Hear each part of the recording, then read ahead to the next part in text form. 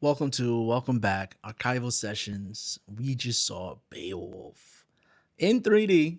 And a fun little fact, um, Alamo Drafthouse, the film programmer, was explaining to us that this movie actually there was no re-release of the 3D print, and they this is the first time they're ever re-releasing this 3D print of the movie. So that was exciting to hear. And shout out to Alamo Drafthouse.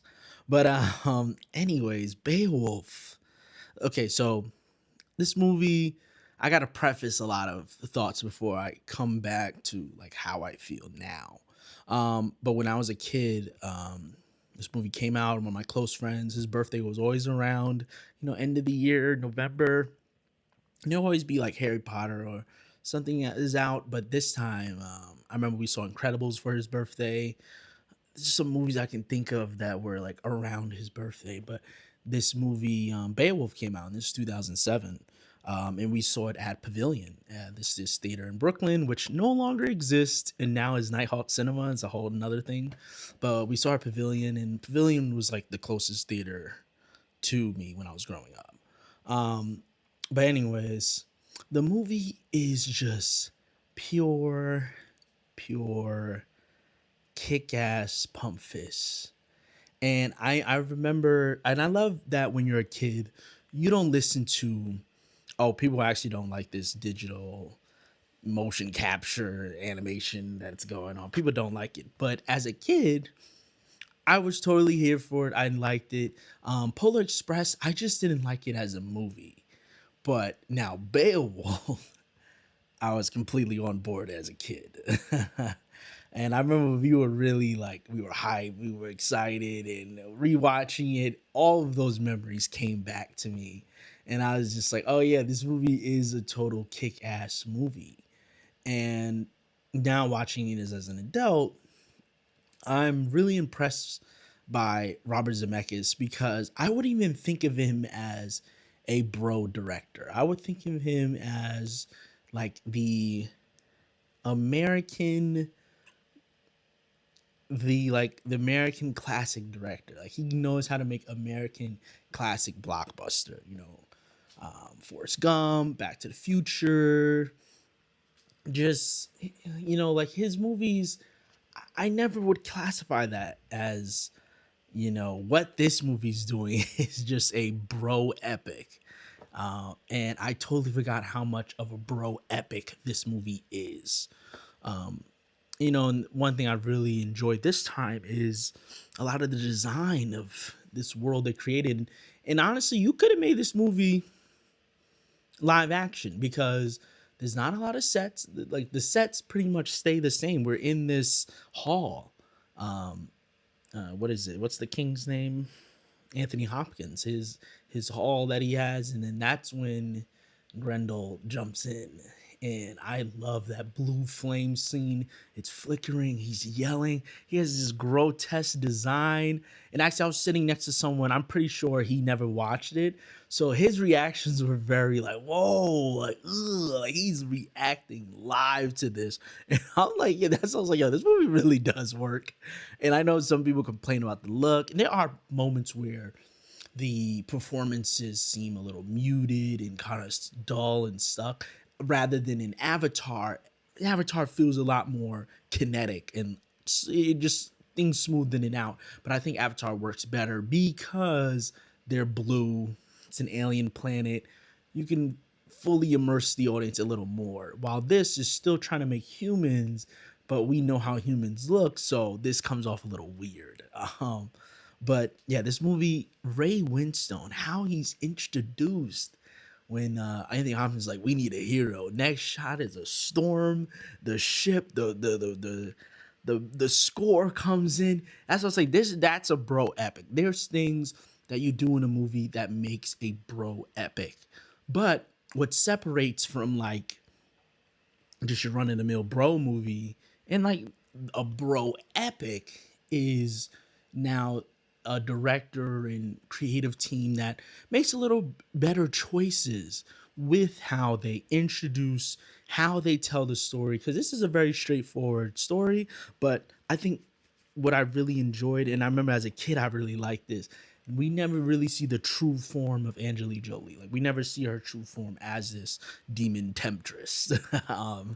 As we're watching, we're just getting these POV shots of her. So it's kind of like she's looming, and her voice is just everyone. But we see the design of Grendel, we see the design of the dragon, but her, we only see the form she chooses to show us, and that's this beautiful form of this naked woman who's Angelique Jolie.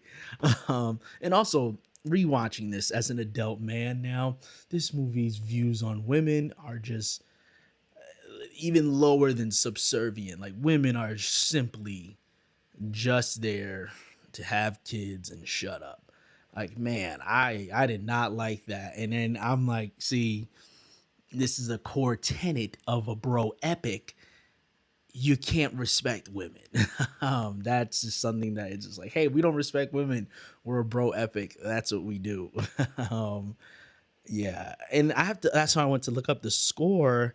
I feel like the guy who did the score also did Van Helsing. 'Cause I was getting like shades of that.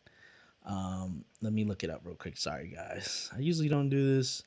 He did do Van Helsing. See, I knew, and I'm a like Van Helsing's in my top four. Bro, epic. I love it. I love the movie. I love that movie so much. And Beowulf is definitely in that realm of bro epic. And I love that this movie rewatching. I was just like, man, just really forget it's just kicking ass. And I really like the score in this. And I was just telling my fiance, like, the one thing I think this movie really has going for itself, and something that is kind of going to be gone from Hollywood in the next 10, actually, the next 5 to like 3 years. We're going to lose some actors who have the true meaning of like a voice that demands presence, a voice that demands like it has gravitas, it has sincerity, it has a roughness. Like there's voices that are just not like that. Like Ray Winstone doesn't look like Beowulf. He can't get that physique. But also there's no actor that can talk like him and have that grunginess in their voice, right? So when he's like yelling like I'm the devourer, the gouger, the slasher, like he's saying it, these lines really work because his voice is very good. Like even it's cartoonish. It's like extremely cartoonish where he kills a sea monster and he yells Beowulf. Like as a kid, a 10 to hut. I was saluting and I was like, yes, I like that. I really enjoyed it. As an adult, you're like, okay, this is a joke. But at the same time, Ray Winstone's performance, it is there. It is, you do hear it and you do. And then you wish, like, dang, I really wish we had actors that had that, like, presence on screen in your face and just like this works. I like this. This is interesting. Anthony Hopkins, like legend. And it made me think of Thor, like how I think Thor came out what year? 2011. This is what 4 years before that, and he's still playing this old king role, right? And Anthony Hopkins is really good in it. And then this movie also made me be like, man, actually Robert Zemeckis should have definitely directed Thor. I want to see that after watching his Beowulf, after him understanding the gravitas of it. And I feel like even and I think Chris Hemsworth can, even though he's funny, he also can bring that kind of seriousness. He has a decent voice, and I think he can bring that. And I feel like Robert Zemeckis would have brought that out a little more, just like a little more seriousness, a little more grunginess. Because even in Beowulf, even when there's some comedic moments, there's still a lot of moments where you get that tough bro epic male hero. Like it works, and I'm just the whole time I'm watching, I'm just thinking like, man, I am a sucker for a bro epic. But as an adult, I don't even know if you can release a movie like that, but I would like to see this movie in live action. I think it would really work, but there is no actor that can do what Ray Winstone did. Like his voice, I really enjoy, like, even when he's talking normal, he makes these lines work. Like him and Who else in Brendan Gleeson? Like he like Mad Eye Moody's here, y'all. Mad Eye Moody is here. He's another phenomenal actor. And they just have a way with words and how they say it, how they convey it. It's just so it just has gravity. Like they don't sound like they were ever on TikTok. They don't sound like they on the internet. They sound like they are actors and they bring a level of presence to the role, right? I think that really works. Um, Now the story, I actually really enjoy this story of like this whole sins of the father story, and how these men are all just liars for what they perceive as power, right? They get quote unquote drunk with power because as they, I'm gonna go slay this beast, and it's like it's this demon temptress, and they're like, hey, she's bad, I'll sleep with her. You want a kid? All right, bet I'll make a deal with you, and the deal obviously always goes wrong. Like we will see this cycle of just repeating the sins of the father, right?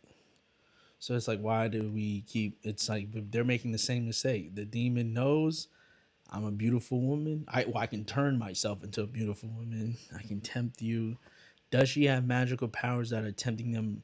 It doesn't even seem like. It just seems like she just gives them a good deal, and they're like, "Yeah, sure, why not?"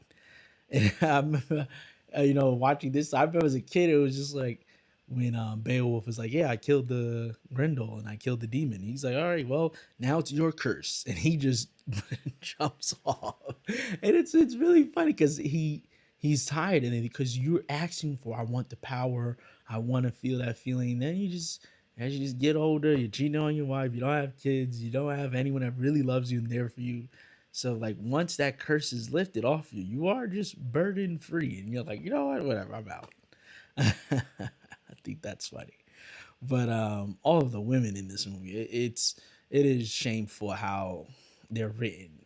And yes, you can say the time, but it's just like Robin Wright, Angelique Jolie, and I know the other actress, she's from Drag Me to Hell.